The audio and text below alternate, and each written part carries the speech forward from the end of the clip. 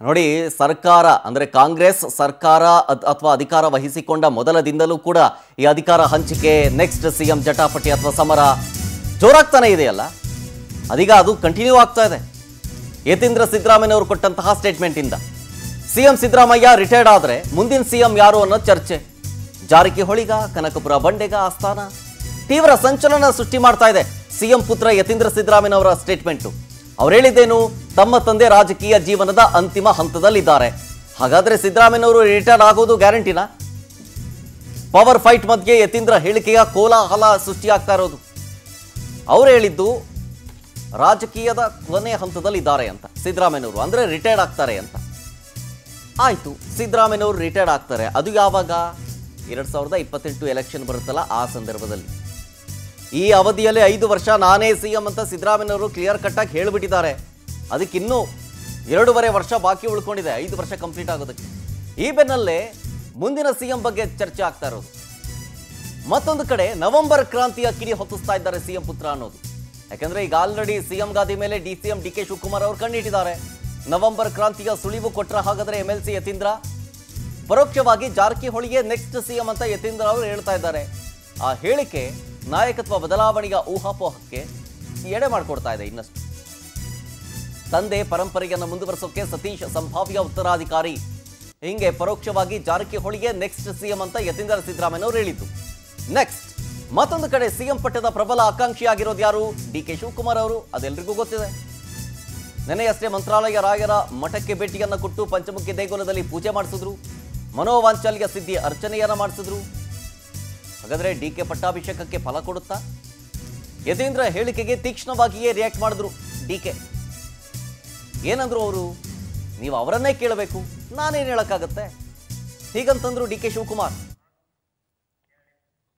ರಾಜಕೀಯ ಕೊನೆಗಾಲದಲ್ಲಿದ್ದಾರೆ, ಅವರ ರಾಜಕೀಯ ಬದುಕಿನ ಕೊನೆ ಘಟ್ಟದಲ್ಲಿದ್ದಾರೆ. ಅಂತ ಸಮಯದಲ್ಲಿ ಈ ರೀತಿ ವೈಚಾರಿಕವಾಗಿ ಪ್ರಗತಿ ಪರವಾದಂತ ಸಿದ್ಧಾಂತ ಇಟ್ಕೊಂಡಿರೋರಿಗೆ ಮಾರ್ಗದರ್ಶನ ಮಾಡೋದಕ್ಕೆ, ಅವ್ರಿಗೆ ನೇತೃತ್ವ ವಹಿಸ್ಕೊಳ್ಳೋಕೆ ಒಬ್ಬರು ನಾಯಕರು ಬೇಕು. ಜಾರಕಿಹೊಳಿ ಅವರು ಅಂತ ಒಂದು ಜವಾಬ್ದಾರಿಯನ್ನು ವಹಿಸ್ಕೋತಾರೆ.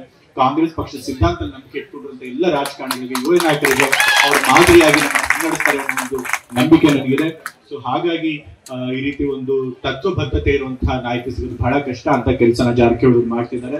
ಅಂತ ಕೆಲಸ ಇನ್ನೂ ಮುಂದುವರಿಸಲಿ ಅಂತ ಹೇಳಿ ನಾನು ಕೇಳ್ಕೊಳ್ತಾ, ಮತ್ತು ಇವತ್ತು ಒಂದು ಒಳ್ಳೆ ಕಾರ್ಯಕ್ರಮ ಮಾಡಿ ನಮ್ಮನ್ನೆಲ್ಲ ಕರೆದು ಇವತ್ತು ನಿಮ್ಗಳ ಜೊತೆ ಭಾಗವಹಿಸಲಿಕ್ಕೆ ಅವಕಾಶ ಮಾಡಿಕೊಟ್ಟಿದ್ದೀರಿ.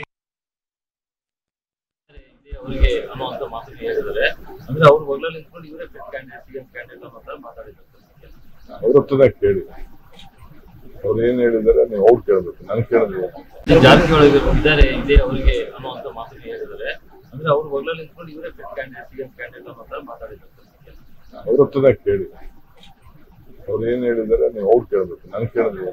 ಜಾರಕಿಹೊಳಿ ಇದ್ದಾರೆ. ಡೀಟೇಲ್ಸ್ ಕೊಡ್ತಾರೆ ಇದ್ರ ಬಗ್ಗೆ ನಮ್ಮ ಪ್ರತಿನಿಧಿ ರೂಪೇಶ್ ಬೈಂದೂರು ಲೈವ್ನಲ್ಲಿ. ರೂಪೇಶ್, ಯತೀಂದ್ರ ಸಿದ್ದರಾಮಯ್ಯನವರು ಅಂದ್ರೆ ಸ್ವತಃ ಸಿದ್ದರಾಮಯ್ಯನವರ ಪುತ್ರನೇ ಈ ಹೇಳಿಕೆಯನ್ನ ಕೊಡ್ತಾ ಇರೋದು, ಸಂಚಲನ ಸೃಷ್ಟಿ ಮಾಡ್ತಾ ಇರೋದು, ಚರ್ಚೆಗೆ ಗ್ರಾಸವಾಗ್ತಾ ಇರೋದು ಒಂದು.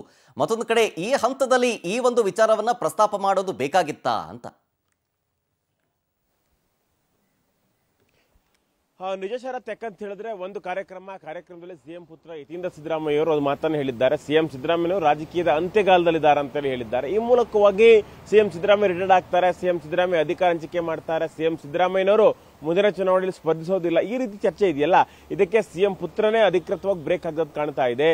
ಹೀಗಾಗಿ ಸಿಎಂ ಸಿದ್ದರಾಮಯ್ಯ ರಿಟೈರ್ಡ್ ಆಗೋದು ಪಕ್ಕ ಅಂತ ಹೇಳಿ ಈ ವಿಶೇಷಗಳಾಗ್ತಾ ಇದೆ. ಈ ಯತೀಂದ್ರ ಅವರ ಹೇಳಿಕೆಯು ಕೂಡ ಇದನ್ನೇ ಧ್ವನಿಸ್ತಾ ಇದೆ. ಆದ್ರೆ ಈಗ ಪ್ರಶ್ನೆ, ಯತೀಂದ್ರ ಅವರ ಹೇಳಿಕೆ ಆಧಾರದಲ್ಲಿ ಸಿಎಂ ಸಿದ್ದರಾಮಯ್ಯ ರಿಟೈರ್ಡ್ ಆಗೋದು, ಆದ್ರೆ ಯಾರು ಅದಕ್ಕೆ ಸಮರ್ಥ ಅಭ್ಯರ್ಥಿ, ಸಮರ್ಥವಾಗಿ ನಿಭಾಯಿಸೋರು ಯಾರು, ಉತ್ತರಾಧಿಕಾರಿ ಯಾರು ಅಂತ ಹೇಳಿದ್ರೆ ಯತೀಂದ್ರ ಅವರ ಬಾಯಲ್ಲೇ ಬಂದಿದೆ. ಈ ಸತೀಶ್ ಜಾರಕಿಹೊಳಿ ಅವರು ಇದಕ್ಕೆ ಸಮರ್ಥವಾಗಿರ್ತಕ್ಕಂಥ ಅಭ್ಯರ್ಥಿ ಆಗಬಹುದು ಅಂತೇಳಿ, ಉತ್ತರಾಧಿಕಾರಿ ಆಗಬಹುದು ಅಂತೇಳಿ ಅವರು ವಿಶ್ಲೇಷಣೆಯನ್ನ ಮಾಡಿದ್ದಾರೆ. ಹೀಗಾಗಿ ಸಿಎಂ ಪುತ್ರ ಅಂತ ಹೇಳೋದು ಏಕಾಏಕಿ ಹೇಳಿಕೆಯನ್ನು ಕೊಡೋದಿಲ್ಲ, ಒಂದಿಷ್ಟು ಅನಾಲಿಸಿಸ್ ಮಾಡಿ, ಒಂದಿಷ್ಟು ರಾಜಕೀಯ ಲೆಕ್ಕಾಚಾರಗಳು ಹಾಕೊಂಡು, ಒಂದಿಷ್ಟು ಚರ್ಚೆಗಳಾಗಿರುತ್ತೆ, ಆಪ್ತರ ಚರ್ಚೆಗಳಾಗಿರುತ್ತೆ, ಇದೆಲ್ಲರ ಫಲಿತಾಂಶದ ಬಳಿಕವಾಗಿ ಹೇಳಿಕೆಯನ್ನು ಕೊಟ್ಟಿದ್ದಾರೆ ಅಂತೇಳಿ ನಾವಿಲ್ಲಿ ನೋಡ್ಕೊಳ್ಬಹುದು.